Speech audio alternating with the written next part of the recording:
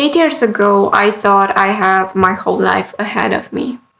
Then seconds later, I was finding myself in a car crash. And in that moment, I didn't think about the people I didn't please or the bills I didn't pay. I thought about my dreams and the people that were close to me. That car crash didn't just broke metal. That car crash broke the idea, the illusion that I had time. And it's weird because when you're 20 years old, you think you have all the time in the world to fulfill your dreams and to build relationships and grow. But that's not the case for everyone. And we take tomorrow as granted, but it's not. So today I want to share with you the blueprint that I used after surviving that car crash to completely change my life. You don't have to go to something this traumatic to make a change. And you can get inspired from my own story that I'm gonna share with you today to change something in your life. Hi, I'm Azara and welcome back on my channel. Today I get to share with you a very intimate experience, and I feel like it's going to be a little bit hard to talk about it because I'm a very private person and I don't really talk about it a lot. Only a few people in my life know about this. But basically, I want to share with you this story because I feel like this kind of life event can change your whole perspective. So to give you a little bit of context, it was just a random night. I was craving chocolate and I asked my partner at the time to let's go out and get some chocolate. And he was very passionate about cars and speed. So we went out to go get some chocolate and he started speeding very fast. And it was after rain, so the road was very slippery.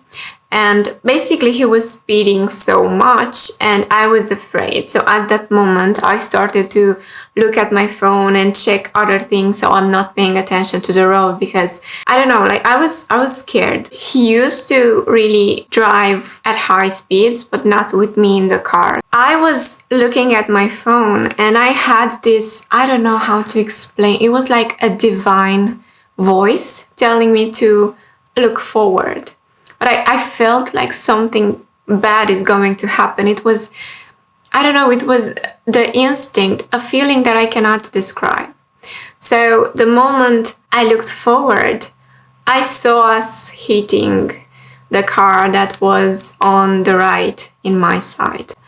And from that car, we hit 7 cars. And I think we had over 70 miles per hour. So in that moment, I closed my eyes and I was at peace with what was happening. But I can tell you, the moment I closed my eyes, I felt like my life was in slow motion. I could think of so many things in that moment, even though looking back, I know that was like a few seconds maybe. Everything happened so fast. But in my mind, I had time to think about the things that I didn't do, my parents, my friends, like all the people that I loved and the dreams I didn't accomplish yet. I had this huge regret of I'm not going to be able to do all these things, you know? And oh my God, I feel like I'm getting emotional thinking about it. But all I have to say is that after everything ended and I opened my eyes, I could not believe that I was alive. I don't remember much. I just remember that I tried to get out of the car, but I don't know how I did it because I was extremely dizzy and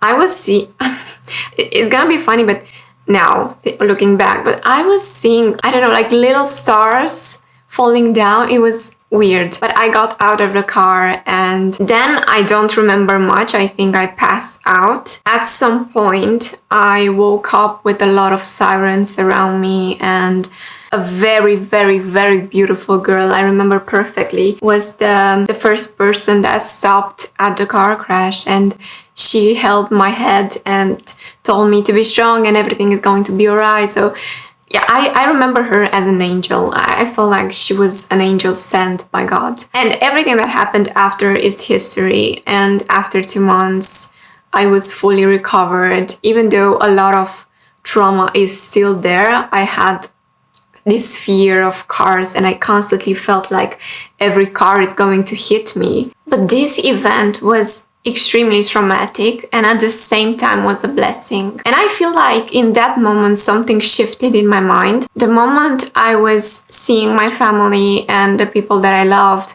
I was so happy. It was a happiness that I cannot describe right now. I was grateful. I felt like a rebirth.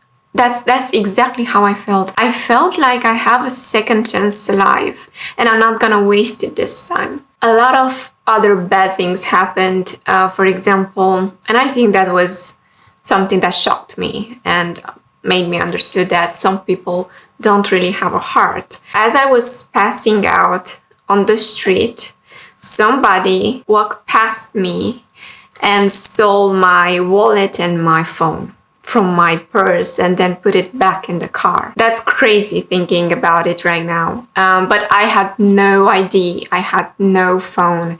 I couldn't contact anyone as I was in the hospital. When you experience something like that, you cannot see life the same way because you can see that everything can end in a second.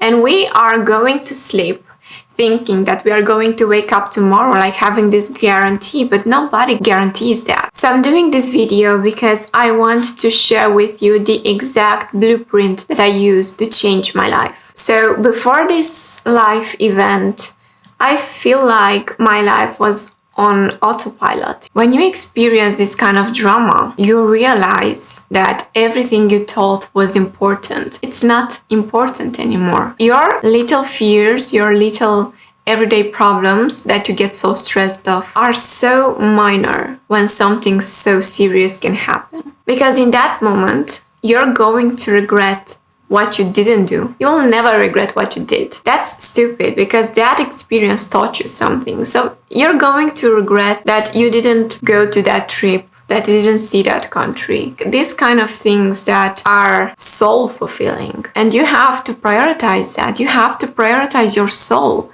because then you're going to be so disconnected from yourself. You have to really look at your everyday life and at what you're doing and at what you're stressed about and really ask yourself, does this matter? Or these things are going to matter in 5 years? Try to invest your energy in things that fulfill your soul, that feed your soul. The only thing you're going to remember when you're going to be older is the things that touched your soul. You have to understand that the only person that matters in your life is yourself. Don't think about what other people have to say about your life and don't listen. Don't listen even to your parents. Your parents have their own life. Of course, if you're a child, it's important to listen to your parents. But try to ask yourself what they want from you. Is it really for your own good? Or is it because they are afraid that you're not going to be on the right path? I have to tell you, after this event happened, I started to be more courageous and I started to do things. And I didn't care about what other people had to say, especially my family, especially the relatives in my family that were having opinions about my life. They don't pay my bills, so why do I even have to care? Try to listen to your inner voice and to your instinct rather than the people around you, because they don't know what's the best for you. They are not you. They observe you and they have an opinion about you, but they are not you. You live with yourself every single day, so you need to be fulfilled. I realized that I had this feeling that tomorrow was guaranteed, but it is not. My dreams were not waiting for me. Everything could end in that moment, in that second. And my age didn't matter because I was young. I had my whole life in front of me, right? We live like we are immortal until the reality hits us. We are not. Live today like tomorrow is not guaranteed, but have a plan. Like, don't spend all your money and all your energy on things just because you think you're not going to be able to spend money in the future. I'm not saying that. That's irresponsible. I'm saying to try to live to your full potential every single day, to get better every single day, to do something for your soul every single day. Not just have boring days and don't care about the outcome. Try to make like a summary of the day. Just sit with you for 5 minutes, try to drink a cup of tea in the evening and think about the things that were fulfilling for you in that day. Just name 3 things you're grateful for. It's going to cultivate in you this feeling of gratitude, and you're going to look forward to that moment on the day when you're going to write what was important for you. It's gonna make you accountable. It's gonna make you try new things so that you're going to have what to write about in the evening. So I'm going to share with you my rebirth and how that day is so important in my life forever. Actually, my family and I are celebrating that day, and usually my mother calls me to say happy birthday. Because that's my 2nd birthday. I feel like that day was the day that my old self died and my newer self was in control. So one of the steps is to practice gratitude. You have to remind yourself that this is the life, this is the good part of your life, that you have things to be grateful for. And it's fine to want to achieve more, but at the same time, acknowledge what you have. Because the universe is going to give you so much more if you're thankful for what you have. And to be thankful, you need to practice this gratitude. You need to write down the things that makes you happy, the things that are positive in your life, because it's so easy to find the things that don't work, but why not trying to see the things that do work? Second step is to decide your life is going to be a masterpiece and not a draft. Try to plan your goals. Try to be as delusional as possible. Don't think small. Don't think that if you don't have the best background or the best family or the best childhood, you're not going to achieve all these big dreams. Because you will. You just have to aim higher. Don't accept ordinary in your life. You're here to live an extraordinary life. So build this masterpiece that's your life. You need to be the architect of your life. Create this master plan and start looking at all the areas in your life and see what's working and what isn't. Improve all these categories. See what you want to do for your career. What kind of relationships you want to have. Prioritize your self-love and self-growth and self-care. You are the number 1 person in your life. It's not your family, it's not your boyfriend, it's you. You have to live with yourself for the rest of your life. And start cleaning all the areas that don't work in your life. For example, if you're in a toxic relationship, but you're so afraid to leave, well, if you're going to die tomorrow, would you want to spend the rest of your life with this person before you die? Like the last moments of your life you want to spend with this toxic person? And start cleaning these areas in your life that don't work and remove toxic people. Remove the things that bring you down. If you want to fly, you have to throw away all these weights that are keeping you down. You know, after I walked out of that car crash, I was not negotiating my dreams anymore because I did not have that privilege anymore.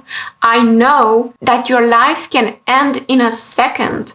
In a second, when you just get out of the house to buy some chocolate because you're craving chocolate. No, I cannot control the outside things of my life. I cannot control if somebody's going to drive fast and hit me. I cannot decide what other people are doing, but I can decide what I'm doing in my life. And you can do the same thing. Don't wait for something traumatic to happen to you. So you're taking back your power and you're putting yourself in the driver's seat of your life. Don't let yourself be guided by other people, by society, by fears. And think this way, when you're waking up in the morning, you have 2 choices. To live the life like you have forever, or to live like today is the only day you get. And no, we are not immortal. We don't have forever. We never know what's going to happen tomorrow or in 2 days. So try to make the best out of your days. Try to see everything as a blessing. Try to open your eyes to opportunities and to see all the good things that the universe is sending you. If you're closing your eyes and just going on this autopilot like a robot in your life, you're not going to see all the opportunities, all the doors that the universe is opening to you. If you don't do these things, you're going to end up working on somebody else's dream. Why not working on your dream? Why not seeing your potential, your power? Because you can. You can do anything. This is the mindset you have to have. You can do anything, you can achieve anything in your life. You just have to believe in yourself. So the harsh truth that's keeping you behind is that you live like tomorrow is guaranteed. That's why you stay hours on the social media, scrolling down and watching all these people achieving their goals. That's why you stay in relationships that drain you. That's why you let your fears dictate your decisions. 8 years ago, I almost died, but I'm grateful because I also come back to life. You don't need a near-death experience to start living, but you need to stop pretending like you have time. Live now, live today.